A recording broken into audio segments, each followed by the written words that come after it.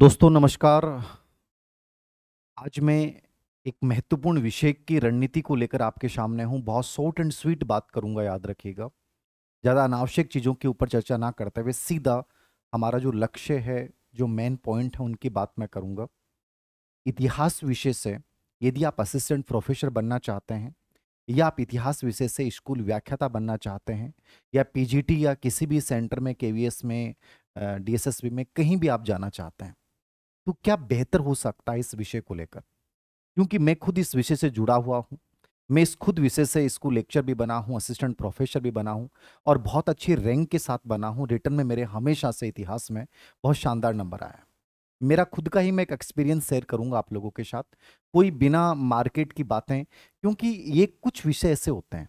अब मान लीजिए हिस्ट्री की बात करें, पॉल साइंस की बात करें, ज्योग्राफी की बात करें, ठीक है, सोशियोलॉजी की बात करें। ये जो ह्यूमैनिटीज़ के विषय होते हैं, इसमें आप जिस व्यक्ति से जो पूछेंगे, वो अपने अपने अकॉर्डिंग अलग अलग राय बताएगा, क्योंकि कहीं ना कहीं हर एक इंसान चाहता है कि मैं कुछ डिफरेंट बताऊं। तो इसलिए इसमें विभिन्न प्रकार के बुक्स के नाम आ जाते हैं और बच्चे को ऐसा लगता है कि सर क्या मुझे इतनी बुक्स पढ़नी चाहिए क्या? मैं एकदम व्यवहारिक बात आपके साथ यहाँ करना चाहूँगा। जरूरी नहीं है कि आप रेफरेंस किताब पढ़ें और आप असिस्टेंट प्रोफेसर बन जाएं।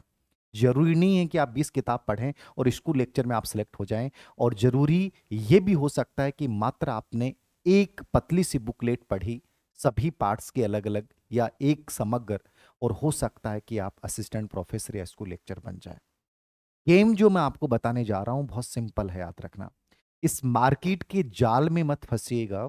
बाकी कुछ चीजें बहुत आसान होती हैं, लेकिन हम उनको बढ़ा चढ़ा के ऐसा बना देते हैं कि हमें लगने लग जाता है कि शायद हम बेटर नहीं कर पाए। इस विषय को जब आप देखते हैं तो आपको लगता है कि विषय बहुत जटिल है। इस विषय में बहुत ज्यादा विषय वस्तु है, बहुत ज्यादा किताबें इसमें पढ़नी पड़ती हैं। ईमानदारी से ऐसा कुछ भी नहीं है। मैं जब ग्रेजुएशन में था तो मेरे नंबर इसमें कम आते थे, नंबर मेरे पॉल साइंस में ज़्यादा आते थे, लेकिन मेरा इंटरेस्ट जो था वो इस विषय में था। और इंटरेस्ट की वजह से, रुचि की वजह से, याद रखना, मैंने इस विषय को अपना करियर बनाया। फिर जब मेरा इंटरेस्ट साइकोलॉजी में क्रिएट हुआ तो मैंने साइकोलॉजी को इतना चाहा कि इतिहास भी नीचे दब गया। कहने का मतलब है, रुचि सबसे इंपॉर्टेंट चीज है। आप में से कई बच्चों के सामने सवाल होता है कि सर मैं किस विषय से, मान लीजिए आपने 2 विषय से आपने पीजी कर रखा है, तो आपके दिमाग में आता है कि सर मैं इससे करूं कि मैं उससे करूं। ये सवाल बड़ा विचित्र होता है कि मैं हिंदी से भी हूं, मैं हिस्ट्री से भी हूं, मैं पॉल साइंस से भी हूं, मैं इंग्लिश से भी हूं, तो मुझे किससे करना चाहिए? कभी भी इस बात के ऊपर ध्यान नहीं दें। जैसे कोई कहेगा कि इंग्लिश में सिलेक्शन बहुत आसान होता है, कोई कहेगा कि इस विषय में बड़ा सिलेक्शन आसान होता है। आसान वैसा कुछ भी नहीं होता है, ठीक है। ये हम सबके नजरिए होते हैं, याद रखना। 50,000 की ग्रेड थर्ड की भर्ती आती है और उसमें हम सेलेक्ट नहीं हो पाते हैं। केवीएस की मात्र 20 पोस्टें आती हैं और बच्चा उसमें सेलेक्ट हो जाता है। संस्कृत शिक्षा विभाग की 10 पोस्ट में बच्चा सेलेक्ट हो जाता है। तो कहने का मतलब ये है, कभी भी वैकेंसी के आधार पर किसी विषय को नहीं चुनना चाहिए कि उस विषय में ज्यादा वैकेंसी आती है, सिलेक्शन हो जाएगा, नहीं। ज्योग्राफी में वैकेंसियां अच्छी आती हैं, लेकिन ज्योग्राफी में उतनी बड़ी संख्या है और सबसे ज्यादा मेरिट जाती है अन्य विषयों की, ठीक है। तो कहने का मतलब है, हर विषय का अपना एक इंटरेस्ट है।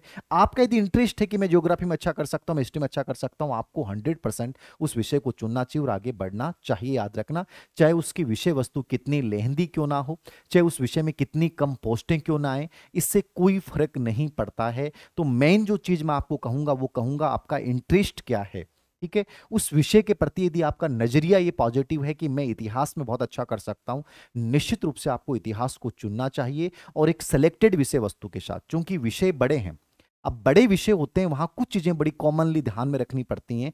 उस विषय के सिलेबस के अकॉर्डिंग, यानी आपको उसको पाठ्यक्रम के अकॉर्डिंग आपको चलना पड़ता है।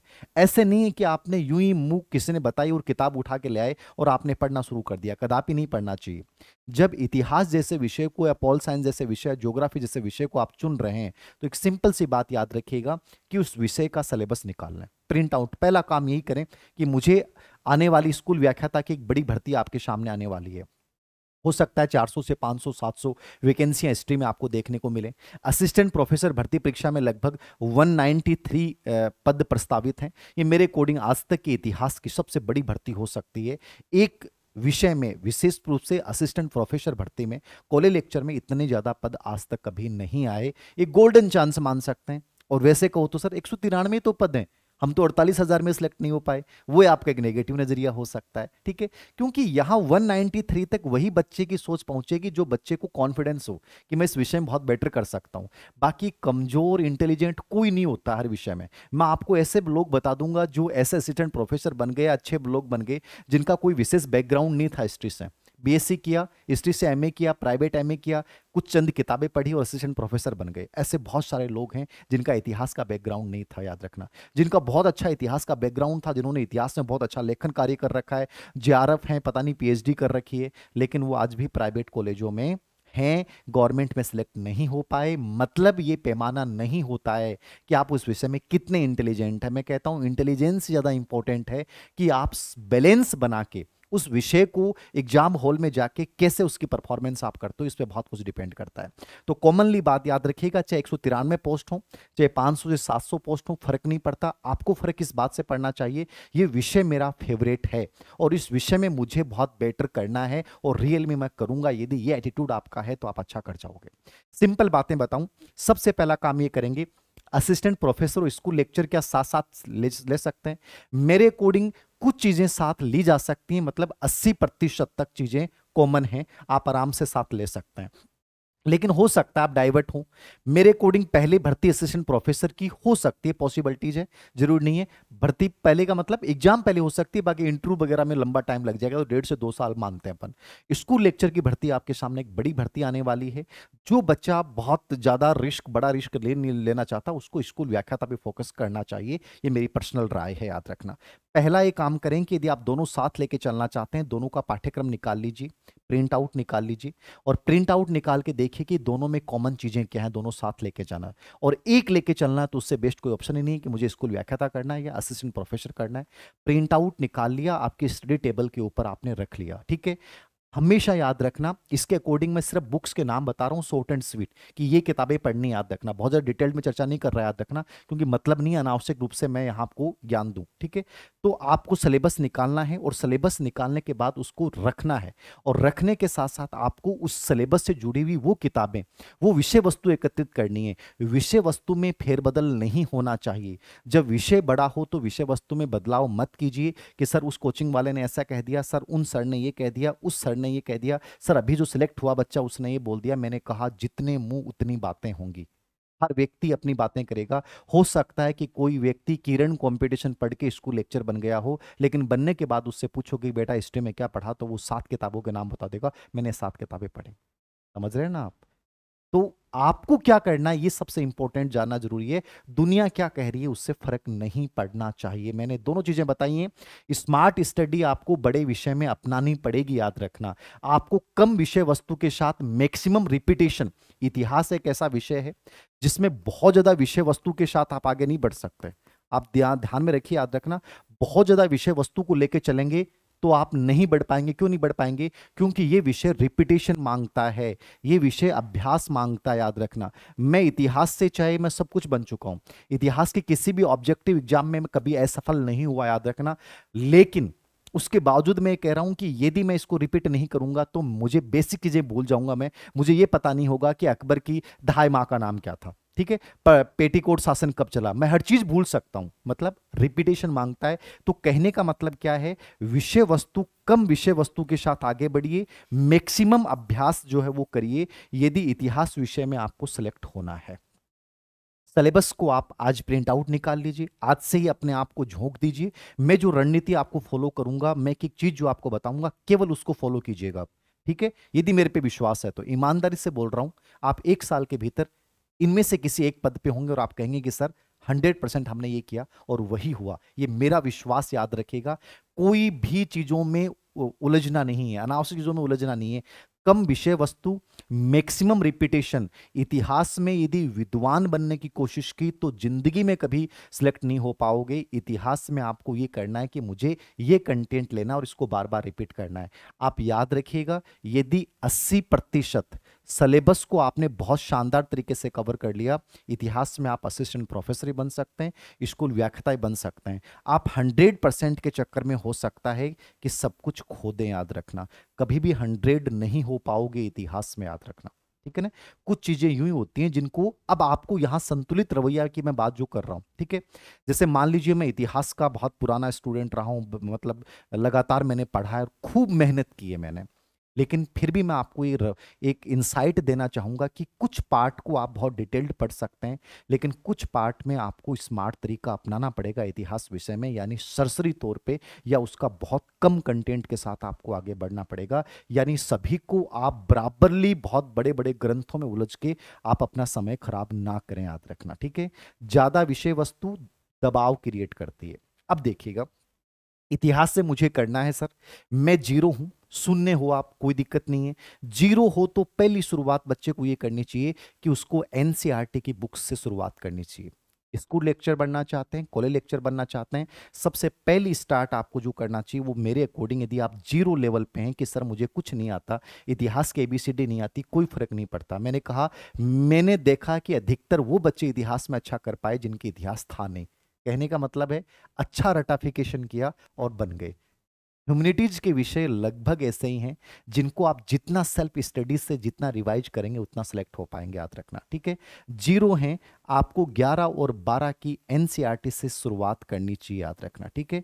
अब एनसीईआरटी से आप स्टार्ट करें, इनकी बुक्स लेके आए बेसिकली यहां से, ठीक है। एक चीज मैं और यहां जोड़ना चाहूंगा, एक चेतन भार्गव हैं, स्कूल लेक्चर हैं, बहुत मेहनती, गवर्नमेंट स्कूल में टीचर हैं। उन्होंने क्या किया है, 6 से 12 तक की पूरी इतिहास एनसीईआरटी का ओल्ड क्वेश्चन जो है उसके जितने भी क्वेश्चन है ना, मतलब एक एक लाइन से प्रश्न बना दिए उन्होंने, ठीक है ना।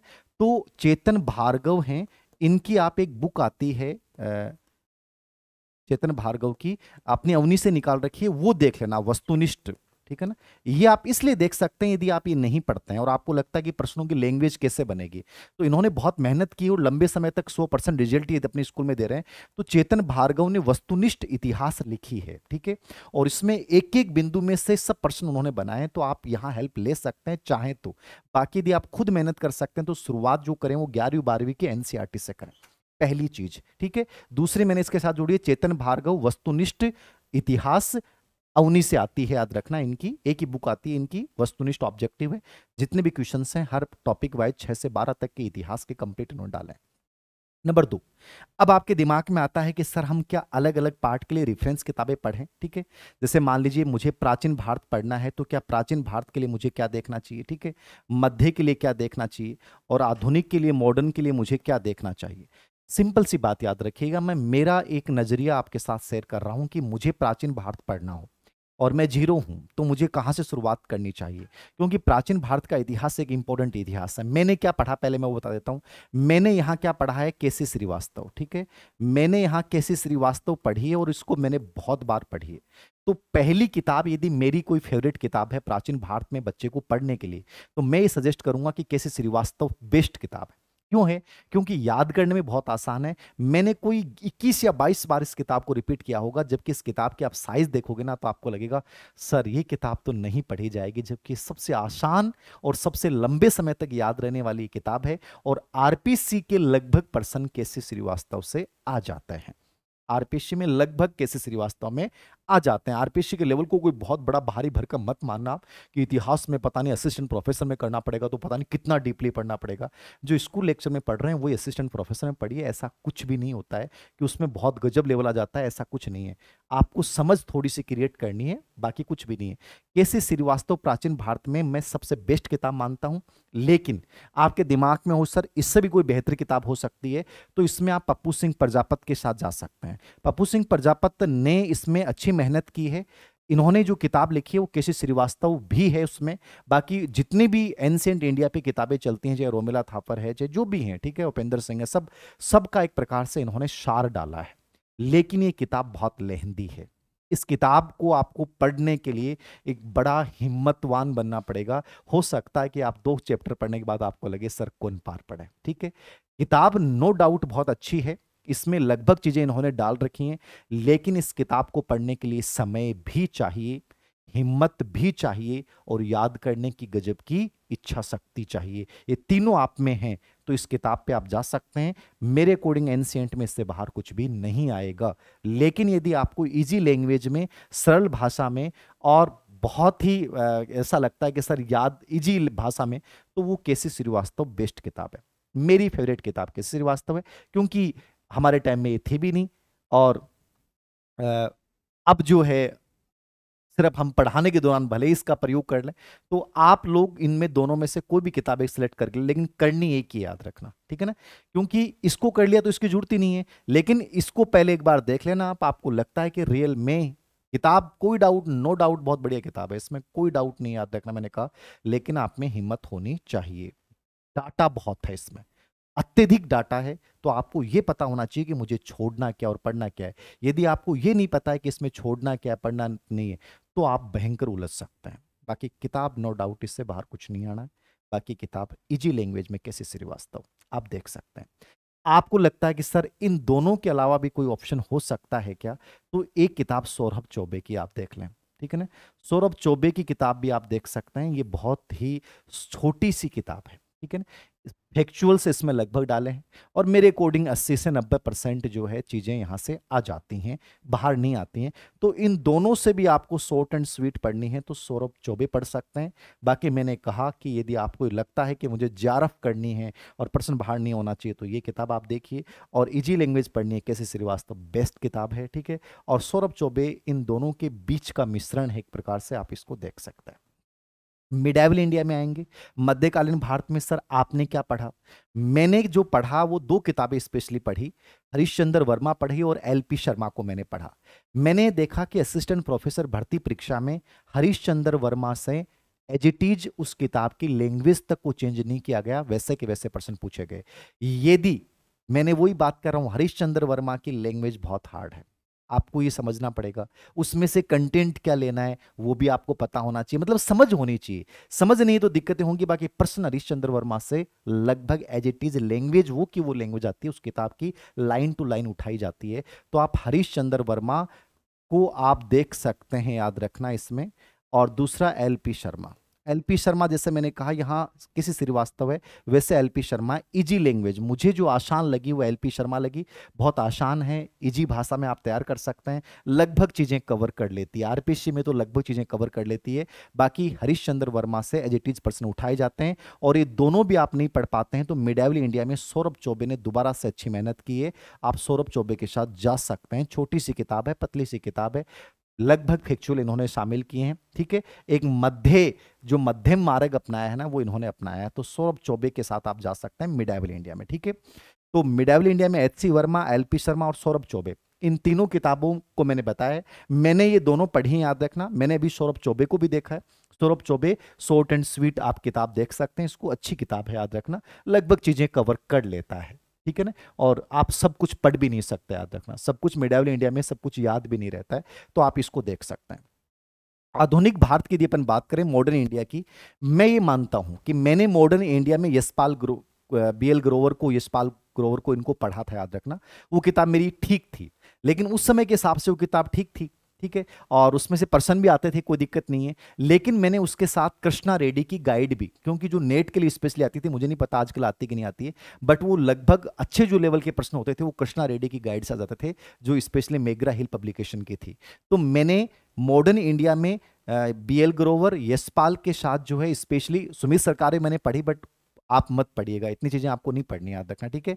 आप स्पेशली जो है वो किसके साथ चले जाएं कि इसमें आप एक संतुलित दृष्टिकोण ये अपना सकते हैं। मेरी सीधी सी राय इसमें ये है कि इजी लैंग्वेज में तो, इजी भाषा में तो वो है बीएल ग्रोवर वाली, ठीक है, मॉडर्न इंडिया। लेकिन आप ये चाहते हैं कि बीएल ग्रोवर के साथ जो है वो आपकी पूरी मॉडर्न इंडिया कंप्लीट हो जाएगी, ये पॉसिबल नहीं है, याद रखना। ये पॉसिबल नहीं है कि आप बीएल ग्रोवर के साथ, यशपाल के साथ आप कंप्लीटली इसको कवर कर लेंगे मॉडर्न इंडिया को, ये पॉसिबल नहीं है। सब प्रश्न इसमें से आ जाए, नहीं। मैंने इसमें कहा कि संतुलित रवैया ये अपनाया था कि आधुनिक भारत में मैंने कृष्णा रेड्डी को पढ़ा था, ठीक है। अब कृष्णा रेड्डी अब आती कि नहीं आती मुझे नहीं पता, बट बहुत अच्छी किताब थी उस समय के लिहाज से, ठीक है। लास्ट तक मेरी ये एक विशेषता रही कि मैंने किताबों को चेंज नहीं किया। इससे क्या होता है, आत्मीयता लगी रहती है। केसी श्रीवास्तव को लाल पीला कर दिया, उसी को पढ़ा मैंने। असिस्टेंट प्रोफेसर के लिए भी 18 के लिए मैंने उसी को पढ़ा। मतलब एक प्रकार से आप ये देखिए, कृष्ण रेड्डी को मैंने लगातार साथ रखा, ठीक है ना। किरण कंपटीशन को मैंने लगातार साथ रखा, ठीक है ना। जैन विश्व इतिहास में जैन माथुर को मैंने लगातार जब यूनिवर्सिटी में डिपार्टमेंट के दौरान जब उसको पढ़ता था उसी को साथ रखा। कहने का मतलब है उन किताबों से एक आत्मीयता रहती है और आपको लगता है पढ़ रखी है, रिवाइज हो जाती है। तो कहीं ना कहीं किताबें इतिहास जैसे विषय में कम से कम चेंज करनी चाहिए। तो मैंने ग्रोवर और कृष्णा रेड्डी के साथ किरण कंपटीशन को जो है वो आधार बनाया था आधुनिक भारत के लिए, और मेरा आधुनिक भारत में कभी कोई प्रश्न गलत नहीं हुआ इनको देखने के बाद। ठीक है, अब आप यहां पे यदि डिटेल्ड जाना चाहते हैं तो आप यहां पे जैसे आधुनिक भारत में अरविंद भास्कर ने भी 2 किताबें लिखी हैं, लेकिन 2 पार्ट पढ़ना बड़ा मुश्किल हो जाता है सब। ठीक है ना, कि 2 पार्ट आप पढ़ें सिर्फ मॉडर्न इंडिया के लिए, तो हो सकता है कि आप समय की नजाकत और वर्तमान में आप लोगों में जो पेशन का अभाव है उसको देखते हुए मैं आपको यही राय दे सकता हूं कि यहां पे आप ग्रोवर को पढ़ना चाहें पढ़ लें, इजी भाषा में है और बहुत जल्दी पढ़ी जा सकती है किताब। कॉन्फिडेंस आ जाएगा कि मैंने एक रेफरेंस किताब पढ़ ली। और उसके साथ जो है वो आप किरण या आर्य कंपटीशन जो भी तथ्यात्मक किताबें हैं, मैं किरण को इसलिए बेटर मानता हूं क्योंकि किरण में अनावश्यक चीजें नहीं है। ठीक है ना, बहुत संतुलित सा मैटर था किरण में और तथ्यात्मक है। लास्ट में ये चीजें पढ़ने के बाद उसको रिपीट कर लेते हैं तो लगभग चीजें एग्जाम में आनी वहीं से हैं। आप सीधे किरण कंपटीशन या आर्य कंपटीशन को पढ़ते हैं तो याद नहीं हो सकते, लेकिन जब इतना आपने पढ़ लिया है तो उसके बाद रिपीट करेंगे तो बहुत जल्दी याद हो जाएगी। तो इसमें मैंने स्पेशली हमेशा इसको प्रीफर किया है क्योंकि इसमें कंटेंट बहुत एकदम संतुलित था। ठीक है, आपके आर्य भी देख सकते हैं, आर्य का पुराना एडिशन ज्यादा बेटर था, अभी वाले में उन्होंने बहुत सारी चीजें अनावश्यक डाली हैं। ठीक है, तो कृष्णा रेड्डी मैंने देखी है, आप देखना चाहें तो देख सकते हैं। यशपाल ग्रोवर, ये आधुनिक भारत के लिए मैं सजेस्ट करूंगा। ये मेरी बात है, ये मेरी व्यवहारिक बातें याद रखना। और बाकी मैंने ईमानदारी से कहा कि मैंने कई लोगों को देखा है जो साइंस बैकग्राउंड से आए, इनकी किसी भी किताब को नहीं पढ़ा। ये जितनी भी रेफरेंस किताब मैंने बताई हैं सिर्फ एक तथ्यात्मक किताबें पढ़ी, एनसीईआरटी को पढ़ा, ओल्ड एग्जाम के क्वेश्चन पेपर निकाले और साहब असिस्टेंट प्रोफेसर भी बन गए, स्कूल लेक्चर भी बन गए। मैंने कहा पॉसिबल है, पॉसिबल है, याद रखना। तो ये आप पे डिपेंड करता है, यदि सिस्टमेटिक तरीके से आगे बढ़ना चाहते हैं आप इसके साथ आगे जाइए। प्राचीन भारत में किसी श्रीवास्तव, पप्पू सिंह प्रजापति में से आप कोई भी किताब ले सकते हैं। मैंने कहा ये बहुत बेस्ट है बट आपकी हिम्मत होनी चाहिए। ठीक है, बाकी मैंने ये दोनों चीजें ये पढ़ी है, स्पेशली मध्य में एच.सी. वर्मा मैंने पढ़ी है, एल.पी. शर्मा पढ़ी है, ये इजी लैंग्वेज में हरीशचंद्र वर्मा से प्रश्न आते हैं। सौरभ चौबे आप बीच का रवैया अपना सकते हैं। यशपाल ग्रोवर, कृष्णा रेड्डी, किरण को मैंने आधुनिक भारत के लिए स्पेशली पढ़ा है। यद्यपि मैंने स्पेक्ट्रम को भी पढ़ा था बट स्पेक्ट्रम आप यूपीएससी के हिसाब से ठीक है, बट ये जो पीसीएस के एग्जाम्स हैं उनके लिए ज़्यादा इतना बेटर नहीं हो सकता। ठीक है, तो इसमें आप देख सकते हैं प्राचीन, मध्य, आधुनिक में आप ये चीज़ें जा सकते हैं। ये तीनों नहीं पढ़ सकते हैं तो मैंने आपको रवैया बता दिया, आपकी फैक्चुअल याद करने की ताकत है तो किरण या आर्य के साथ आप जा सकते हैं, ओल्ड क्वेश्चन पेपर को निकाल सकते हैं, एनसीईआरटी को आप अच्छे से करें, बेस्ट हो सकता है। ठीक है, इसके साथ प्राचीन, मध्य और आधुनिक के साथ मैंने कहा कि चेतन भार्गव की एनसीईआरटी वस्तुनिष्ठ जो है आप ले लें ताकि ये चीजें आपकी, क्योंकि जो हटके प्रश्न आते हैं, बहुत आपको लगता है कि प्रश्न हिस्ट्री में बहुत अजीब सा प्रश्न आ गया, वो सब एनसीईआरटी का पेपर होता है। एनसीईआरटी से जो प्रश्न होते हैं वो हटके होते हैं, तो आप एनसीईआरटी स्ट्रॉन्ग बना लीजिए, फिर हिस्ट्री में कोई दिक्कत नहीं आएगी। तो वो चेतन भार्गव ने बहुत अच्छी मेहनत की, आप उसके साथ जा सकते हैं। उसके बाद यदि आप बात करते हैं विश्व इतिहास की, ठीक है, ये तीनों आपको पढ़ने हैं, चाहे स्कूल लेक्चर पढ़ें चाहे कॉलेज लेक्चर पढ़ें, लेकिन आप याद रखिएगा इसमें अब ये किताबें आप ले आए, सिलेबस आपके सामने होना चाहिए। सिलेबस में यदि ये दे रखा ना कि प्लासी का युद्ध, तो प्लासी का युद्ध ही पढ़ना है। ठीक है ना, जब सिलेबस में देख रखा कि अंग्रेजों का भारत में आगमन, यूरोपीय कंपनियों का यहां से यहां तक, तो बस वही डेट पढ़नी है। मतलब इतिहास में आपको अपने आप को लिमिट में रखना है, टू द पॉइंट चलना है, एक भी बिंदु आपको एक्स्ट्रा नहीं पढ़ना है। जो सिलेबस में दे रखा है, ये बुक्स आपको लाने के बाद, ये कंटेंट आपको लाने के बाद, मैं राय नहीं दूंगा कि आप किसी कोचिंग के नोट्स लें, मैं तो राय नहीं दूंगा। कई बच्चे कहते हैं कि सर क्या कोचिंग करनी चाहिए। यदि ह्यूमैनिटी जैसे विषय में यदि आप कोचिंग पे निर्भर हैं तो मुझे लगता है कि आप कमजोर हैं, मैं ये मानता हूं। इतिहास रिपीटेशन का विषय है, पॉलिटिकल साइंस रिपीटेशन का विषय है, ज्योग्राफी, ये सब क्या है। आप जितना खुद मेहनत करेंगे, जितना किताबों के साथ समय देंगे, सिलेक्शन की संभावनाएं बढ़ जाएंगी। मेरी पर्सनल राय तो ये है। बाकी यदि कोई अच्छा टीचर आपको मिलता है, आपको गाइडलाइंस मिलती है, एक रूटीन बनाने के लिए आप कोचिंग ज्वाइन करना चाहें कर सकते हैं। बाकी मेरी पहली और बेबाक की राय है, ह्यूमैनिटीज विषय में सेल्फ स्टडी से बेटर सिलेक्शन का कोई रास्ता नहीं होता है, बस सही विषय वस्तु के साथ यदि आप आगे बढ़ते हैं। विश्व इतिहास की यदि अपन बात करें, विश्व इतिहास आपके स्कूल लेक्चर में भी आएगा और कॉलेज लेक्चर में भी आएगा। तो विश्व इतिहास में देखिए जैन माथुर एक अच्छी किताब है, ठीक है ना। जैन माथुर क्या है, अच्छी किताब है, याद रखना, क्योंकि ये मैंने पढ़ी है, ठीक है।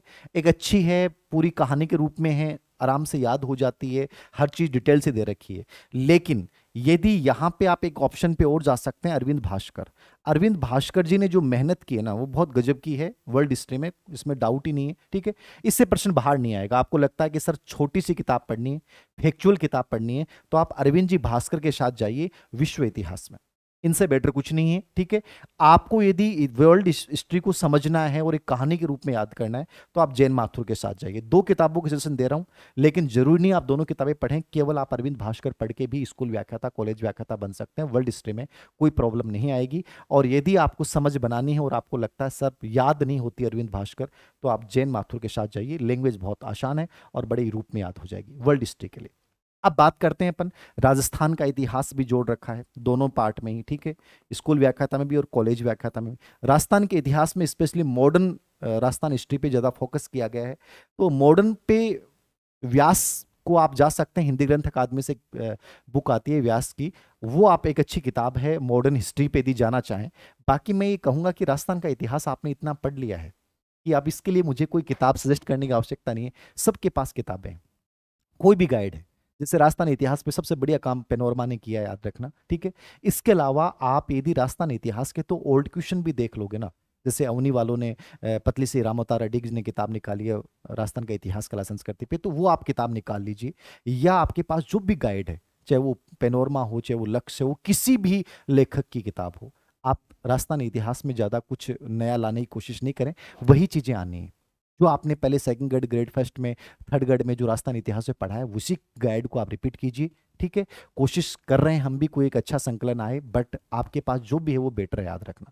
तो इसमें कोई नया ना खरीदें। और यदि बहुत अच्छी समझ बनानी है तो आप आधुनिक राजस्थान के इतिहास पे व्यास की हिंदी ग्रंथ अकादमी की और हुक्मचंद जैन की किताब का आप सहारा ले सकते हैं।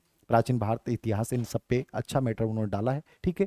तो लेना चाहें तो, लेकिन मैटर बहुत हो जाएगा, कितना क्या पढ़ोगे आप, ठीक है। तो जो गाइड आपके पास है उसी के साथ जाइए, याद रखना। फिर ये स्कूल लेक्चर तक का यहाँ आपके पूरा हो जाता है, ठीक है। 12वीं लेवल, स्नातक लेवल, प्रस्नातक लेवल, ये अलग कर रखे हैं, उससे फर्क, टेंशन मत लेना आपकी पता नहीं क्या होगा, उसमें मत जाइए आप। उन टॉपिक्स को लीजिए और इन किताबों से अच्छे से तैयार कीजिए।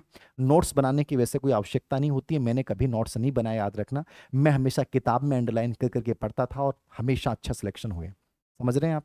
तो ये कोई ज़रूरी नहीं होता है। आपको लगता है कि मुझे नोट्स बनाने चाहिए, आपके पास टाइम है, तो आप बना सकते हैं, क्योंकि अभी से स्टार्ट करेंगे तो सब चीज़ें पॉसिबल हैं। और तुम इंतजार करोगे विज्ञप्ति का तो कुछ भी पॉसिबल नहीं होगा। उसके बाद मैं बात कर रहा हूं, एक यदि आप असिस्टेंट प्रोफेसर की आप तैयारी करना चाहते हैं इतिहास से, तो एक पार्ट आपको एक्स्ट्रा पढ़ना पड़ेगा, इतिहास दर्शन, हिस्टोग्राफी, ठीक है। अब इतिहास दर्शन के लिए आप क्या पढ़ सकते हैं, यदि आप असिस्टेंट प्रोफेसर के लिए आप करना चाहते हैं, तो आप दर्शन यदि करना चाहते हैं, इतिहास दर्शन वाला पार्ट तैयार करना चाहते हैं, तो इसके लिए बेस्ट किताबें क्या हो सकते हैं। देखिए हमारे टाइम में थोड़ा सा पार्ट सिलेबस में फर्क था, तो मैंने specially Jharkhand Choubey EH car को पढ़ा था। झारखंड चौबे बहुत अच्छी किताब है और बड़ी इजी लैंग्वेज में याद होता है। झारखंड चौबे को मैंने अच्छा पढ़ा क्योंकि मेरा उसके साथ कई बार पढ़ी हुई थी, तो मैंने उसको अच्छे से पढ़ा।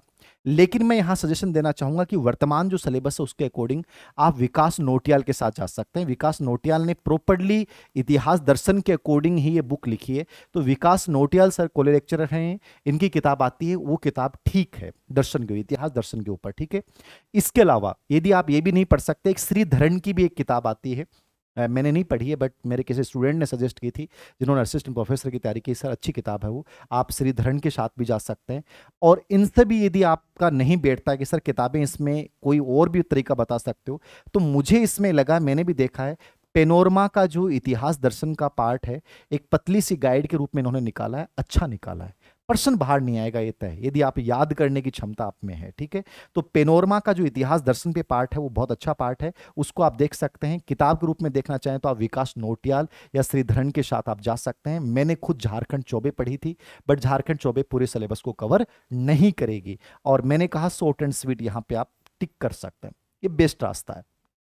हमेशा याद रखना, लोग चाहे बनने के बाद कितनी बड़ी बातें करें, कुछ चीजें ऐसी होती हैं जहां हमें बहुत शॉर्ट चीजें पढ़ने की जरूरत पड़ती है। सभी पाठ को आप बहुत बराबर वेटेज देके आगे नहीं बढ़ सकते, याद रखना। जैसे मैंने कहा कि प्राचीन मध्य अच्छे से पढ़ लिया, तो मॉडर्न को आप तथ्यात्मक फैक्चुअली तैयार कर लिया, या कोई इस किताब से तैयार कर लिया, वर्ल्ड हिस्ट्री को आपने थोड़ा शॉर्ट वाली तैयार कर लिया, इतिहास दर्शन को ऐसे कर लिया। किसी एक पार्ट को आपको ऐसे ही प्रिपेयर करना पड़ेगा, याद रखना, क्योंकि इतना समय नहीं होता है कि आप सब चीज़ों को बहुत वेटेज दे दें। अब देखो, ये सब तो वो है कि जिनको बहुत सीरियसली इन चीज़ों को करना है, वो बच्चा इन चीज़ों को लेकर करे। बाकी इसमें पेनोरमा विकास नोटियाल के साथ, श्रीधरन के साथ आप जा सकते हैं, कोई भी ले लेना, आपको 2-3 किताब मार्केट दुकान पे जाके आप कंपेयर कर लेना। इसके साथ आपको ओल्ड क्वेश्चन पेपर निकालने पड़ेंगे। ओल्ड क्वेश्चन पेपर निकालने के लिए मैंने क्या फॉलो किया, तो मैंने हरिहंत वाली फॉलो की, ठीक है। आज भी मेरे पास पड़ी है, मुझे बेस्ट किताब लगी, हरिहंत फॉलो किया मैंने। बाकी अभी वर्तमान मार्केट में कई किताबें इस पे आ रखी हैं, जैसे पप्पू सिंह प्रजापत ने भी निकाल रखी है, अच्छी किताब निकाली है इन्होंने वस्तुनिष्ठ के ऊपर, ठीक है। विक्रम सिलाइच ने इसके ऊपर निकाल रखी है, ठीक है, आरपीसी के क्वेश्चंस पेपर पे। तो ये भी आपके पास दो ऑप्शन हैं, पप्पू सिंह प्रजापत और विक्रम सिलाइच के ऑब्जेक्टिव आते हैं, याद रखना। पप्पू सिंह प्रजापत और विक्रम सिलाइच, पप्पू सिंह प्रजापत ने इसमें अच्छी मेहनत की है, याद रखना, इसमें कंप्लीट नेट वगैरह सब चीज़ों पे इन्होंने बहुत गजब मेहनत की है। और बाकी मैंने जो पढ़ा वो हरियंत पढ़ा है, तो हरियंत यदि आपके पास है तो वो भी बेस्ट ऑप्शन है, उस पर भी पूरा आपका पीसीएस यूपीएससी सब के प्रश्न है।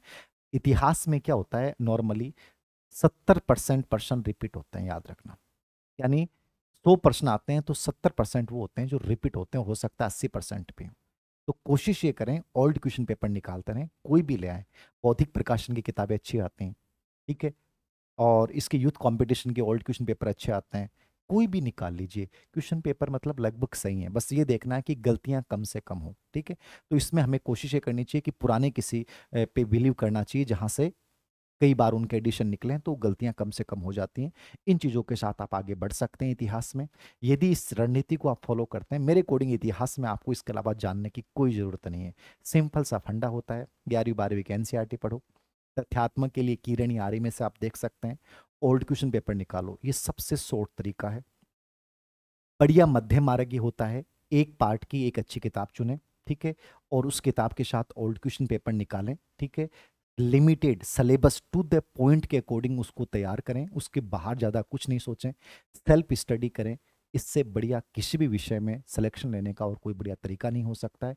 इस रणनीति के साथ आप मैदान में उतर सकते हैं। इतिहास आसान है और आराम से कर जाओगे। इतिहास विषय के लिए मैं सभी अभ्यर्थियों को शुभकामनाएं दूंगा।